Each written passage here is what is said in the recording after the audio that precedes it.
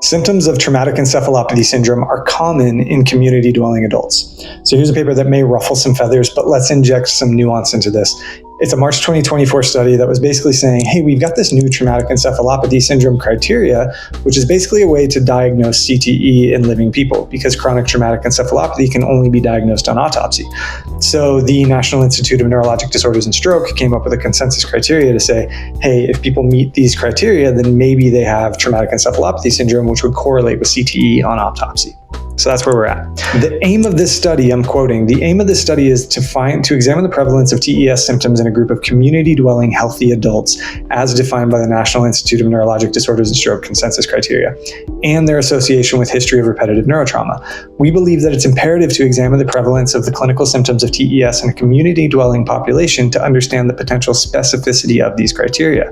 If the clinical symptoms of TES are common in samples without substantial history of repetitive head impacts due to non-head injury factors, then it will be important for healthcare providers to carefully and thoughtfully take these non-head injury factors into account when working with former athletes who present with TES-like symptoms to ensure that all differential diagnoses are considered in order to provide the appropriate medical care to former athletes.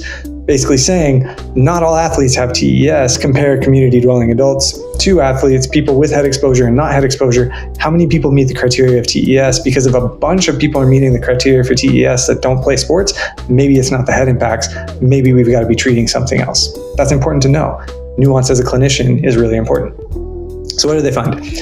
Well, across the whole sample, you can see here approximately 1/3, so about 35% of respondents in the study exhibited one or more progressive core clinical feature of TES. Surprisingly, having a substantial history of involvement in high exposure contact collision sports impacts was not associated with a higher likelihood of having a core clinical feature of TES. So you can see that here.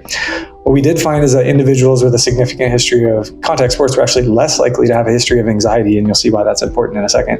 But they were more likely to have a worse off current functional status, meaning how independent were they in their daily lives. 66% of people with sport exposure were independent versus 79% more people were independent without sport exposure.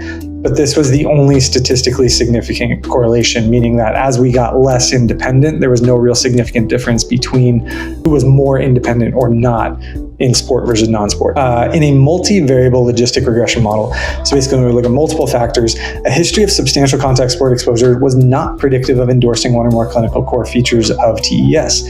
Instead, the significant predictors included screening positively for current depression or anxiety, having a history of psychiatric disorder, anxiety, depression, PTSD, or reporting current sleep issues. Even further, if we look at people who had no history of head contact, 19.1% of individuals, so about 1 in 5 individuals, reported symptoms consistent with TES despite having no history of concussion, contact sports, or other forms of repetitive head impacts. And among the participants with no history of head impacts, 73.4% of individuals with current symptoms of anxiety or depression endorsed having one or more clinical features of TES. Compare that to like 20% of people who didn't have a current psych condition. So the big picture takeaways is that TES-like symptoms are common in the general population, especially among individuals with idiopathic health problems such as chronic pain, sleep issues, and mental health problems.